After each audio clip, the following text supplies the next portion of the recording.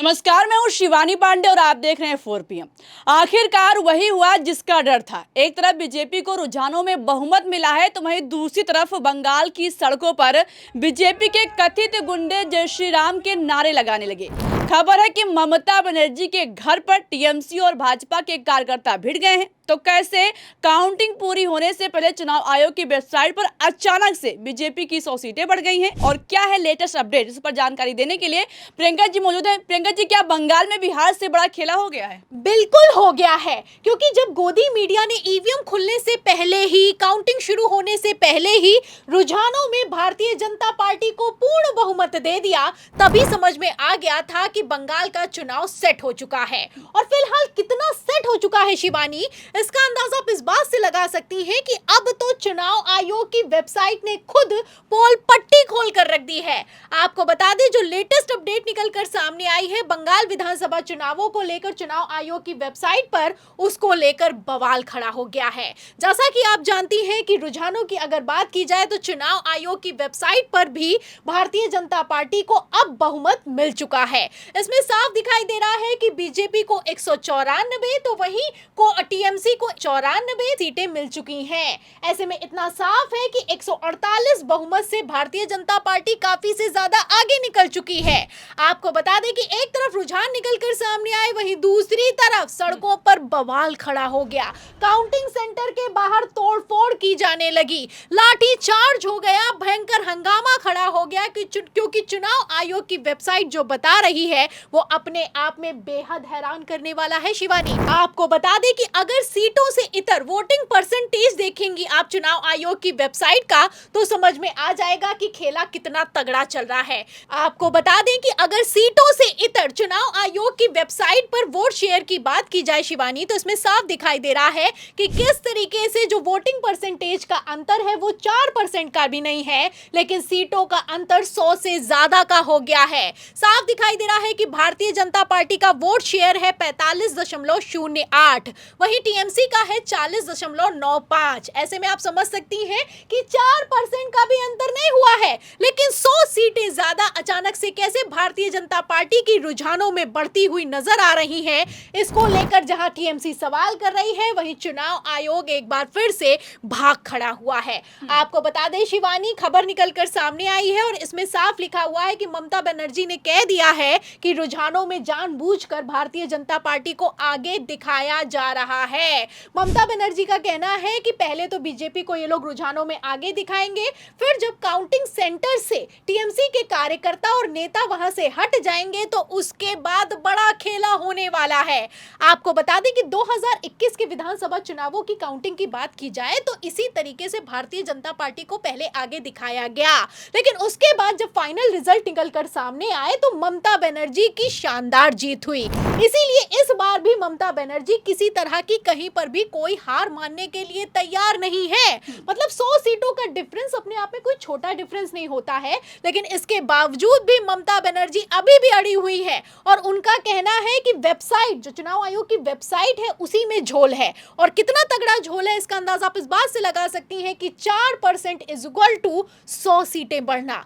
आपको बता दें शिवानी कि एक तरफ तो काउंटिंग सेंटर्स पर भारतीय जनता पार्टी की प्रचंड जीत का माहौल बनाया जा रहा है, वहीं दूसरी तरफ खबर निकलकर सामने आई है कि ममता बनर्जी को डराया जा रहा है। खबर आप देख सकती हैं कि अभी तक, जब तक हम ये खबर रिपोर्ट कर रहे हैं, तब तक नतीजे फाइनल नहीं हुए हैं, लेकिन इन सब के बावजूद भारतीय जनता पार्टी के कथित गुंडों ने बंगाल की सड़कों पर बवाल करना शुरू कर दिया है।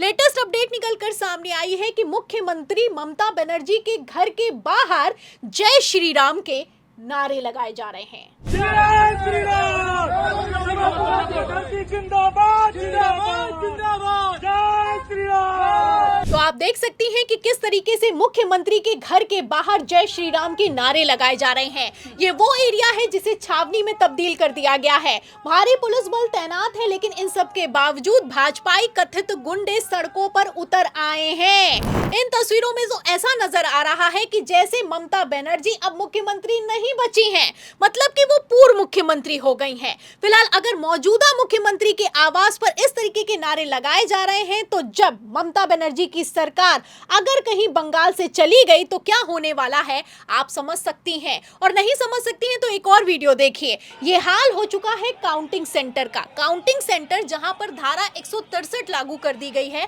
वहां पर आप देख सकती हैं कि किस तरीके से लोगों को दौड़ा दौड़ा कर डंडे मारे जा रहे हैं। भयंकर मारपीट की खबरें निकलकर सामने आ रही हैं। एक तरफ भारतीय जनता पार्टी के कार्यकर्ता सड़कों पर उतरे हैं, तो वहीं दूसरी तरफ बीजेपी और टीएमसी के लोग आपस में भिड़े जा रहे हैं। आपको बता दें शिवानी, भारतीय जनता पार्टी की तरफ से नतीजों के दिन की पूरी तैयारी कर ली गई थी। दावा यह भी किया गया कि वोटिंग के बाद भी जो अर्धसैनिक बल बंगाल में तैनात किया गया है उसे नहीं हटाया जाएगा। मतलब साफ हो चुका है कि बीजेपी पहले से ही आश्वस्त थी कि इस बार तो भारतीय जनता पार्टी की सरकार बंगाल में बनेगी और अगर बीजेपी जीतेगी तो बवाल होना तय है, क्योंकि जिस तरीके से बंगाल के चुनावों को मैनेज किया गया है ये अपने आप में ऐतिहासिक है।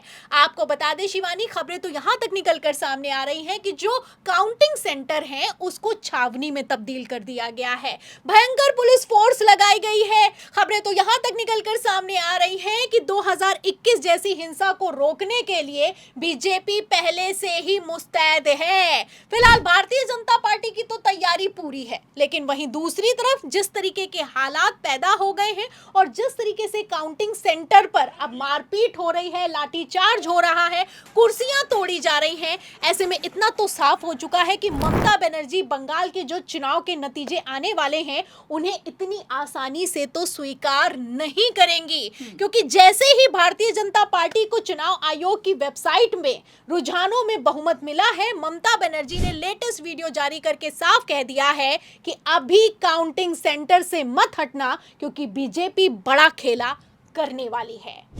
সবাইকে নমস্কার জানিয়ে বলছি, প্লিজ দয়া করে কেউ কাউন্টিং এজেন্টরা এবং প্রার্থী ক্যান্ডিডেটরা তারা ভোটিং এলাকা ছেড়ে আসবেন না। স্ট্রং রুমে যেখানে কাউন্টিং হচ্ছে মানে সেন্টারে সেখান ছেড়ে কেউ আসবেন না, এটা বিজেপির প্ল্যান। तो सुना आपने, ममता बनर्जी ने अभी भी हार नहीं मानी है। ममता बनर्जी का कहना है कि डर का माहौल बनाया जा रहा है। काउंटिंग सेंटर से टीएमसी के कार्यकर्ताओं के हटाने के लिए बीजेपी ने पूरा खेल शुरू कर दिया है। चुनाव आयोग की वेबसाइट पर जैसे अचानक से भारतीय जनता पार्टी की 100 सीटें बढ़ गई हैं, ऐसे में आप समझ सकती हैं कि इन लोगों ने सीटों को तो अपडेट कर दिया, लेकिन जो वोटिंग परसेंटेज है उसे अपडेट नहीं कर पाए। ऐसे में ही समझ में आ रहा है कि कितना बड़ा खेला हुआ है। फिलहाल जैसे हालात हैं, ऐसे हालातों में इतना तो साफ हो चुका है कि जो बंगाल चुनाव के नतीजे आने वाले हैं वो ऐतिहासिक होंगे, क्योंकि बंगाल इकलौता ऐसा राज्य है जहां पर ना एसआईआर पूरा हुआ और वोटर लिस्ट अधूरी रह गई, लेकिन फिर भी वोटिंग हो गई।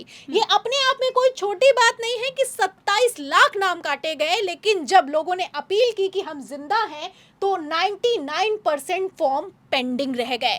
लगभग 136 लोगों को फिर से वोटर लिस्ट में शामिल किया गया। मतलब 27 लाख में से सिर्फ 136 शामिल किए गए। ऐसे में आप समझ सकते हैं कि एसआईआर, वोटिंग, काउंटिंग, हर तरफ भारतीय जनता पार्टी का मैनेजमेंट कितना मजबूत है।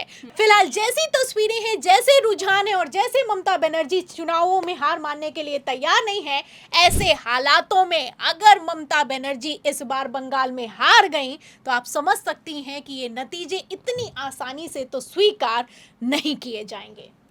तो रुझानों से नतीजे लगभग फाइनल हो चुके हैं। फिलहाल जैसे बंगाल चुनाव मैनेज हुआ है, ऐसे हालातों में आपको क्या लगता है, क्या ये चुनाव आयोग की जीत है या भाजपा की? इस पर अपनी राय बताइएगा। वीडियो को लाइक कीजिएगा, शेयर कीजिएगा। देखते रहिए 4 PM। नमस्कार।